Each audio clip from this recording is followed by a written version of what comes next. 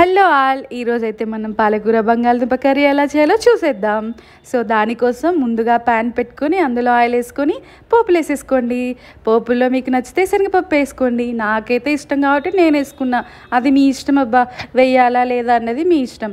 So అవి కొంచెం roast అయిన తర్వాత మనం ముందుగా కట్ చేసుకున్న పెద్ద ఆనియన్ అయితే ఒకటి వేసేసుకోండి. లేదు పెద్దది లేదు అంటే 2 ఆనియన్స్ కట్ చేసుకొని వేసుకున్న సరిపోద్ది. అవి కొంచెం బాగా ఫ్రై అయ్యాక 2 బంగాళదుంపలు, ఒకవేళ పెద్దవైతే 2 వేసుకోండి. లేదు చిన్న చిన్నగా ఉన్నాయండి మా మార్కెట్లో బంగాళదుంపలు అంటే ఇప్పుడు కొంచెం 3 బంగాళదుంపలు పైన పొట్టు తీసేసుకొని వేసేసుకోండి.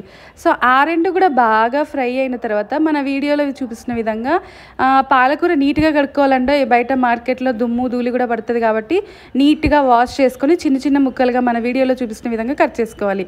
దాన్ని కూడా వేసేసుకోవాలి ఆల్రెడీ ఫ్రై అయిన బంగాళదుంపలతో పాటు. వేసుకున్న తర్వాత మనం వెల్లుల్లిని పేస్ట్ వేస్తే బాగుంటుంది కానీ ఒక్కసారి నాలాగా చిన్న చిన్నగా కట్ చేసి ట్రై చేయండి, ఎంత బాగుంటుందో. ఎందుకంటే ఆ వెల్లుల్లికి కూడా మసాలా పడుతుంది అనమాట. సో ఇలా చిన్న చిన్నగా కట్ చేసుకున్న వెల్లుల్లి వేసుకోండి, చాలా బాగుంటుంది. ఆ తర్వాత కొద్దిగా కొత్తిమీర వేసుకోండి. వేసుకున్న తర్వాత మీ దగ్గర పెద్ద టమాటా ఉంటే చిన్న చిన్న ముక్కలుగా కట్ చేసుకొని పెద్ద టమాటా వేసేసుకోండి. లేదండి చిన్న టమాటాలే దొరుకుతున్నాయి అంటే చిన్న టమాటాలు ఒక 2 చిన్న చిన్న ముక్కలుగా కట్ చేసుకొని మన వీడియోలో చూపిస్తున్న విధంగా వేసేసుకోండి. సో వీటన్నిటిని బాగా కలిపేసేయండి, ఎందుకంటే ఒక్కొక్క దాని ఫ్లేవర్ ఒక్కొక్క దానికి అంటుకోవాలన్నమాట. సో అలా బాగా ఫ్రై అయిన తర్వాత బాగా ఉడికిన తర్వాత ఇప్పుడు అసలు అయినవన్నీ వేసుకోవాలి. ఏంటో తెలుసా? 1 టేబుల్ స్పూన్ ఉప్పు, 1 టేబుల్ స్పూన్ పసుపు, ఇంకొక టేబుల్ స్పూన్ కారం, అలాగే 1 టేబుల్ స్పూన్ ధనియాల పొడి, అలాగే 1 చిన్న టేబుల్ స్పూన్ గరం మసాలా వేసేసుకోండి. మీరు పసుపు కారం మంచిగా న్యాచురల్ది వాడితే చాలా బాగుంటుందండి. నేనైతే మా నుంచి మా అత్తగారు ఇచ్చారు, అదే వాడుతున్నా, అది చాలా బాగుంది.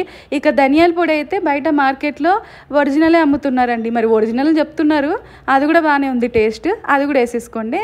సో ఇవి కొంచెం ఉడకాలి కాబట్టి కొంచెం వాటర్ వేసుకోండి. ఇలా వీడియోలో చూపిస్తున్న విధంగా చిన్న కప్తో కొంచెం వేసుకోండి. అది కూడా బాగా ఉడికిన తర్వాత కాసేపు అలా వదిలేయండి అనమాట. 15 మినిట్స్ 20 మినిట్స్ మీరు వెళ్ళి ఈలోపు ఏదో ఒక పని చేసేసుకొని వచ్చేయండి. ఒక్కసారి క్యాప్ తీసి ఆ స్మెల్ చేసి చూడండి ఎలా ఉంటుందో తర్వాత నాకు కమెంట్ సెక్షన్లో చెప్పండి. బట్ ఒక్కసారి కర్రీ ట్రై చేయండి, అలాగే మర్చిపోకుండా నా ఛానల్ సబ్స్క్రైబ్ చేసుకోండి ప్లీజ్.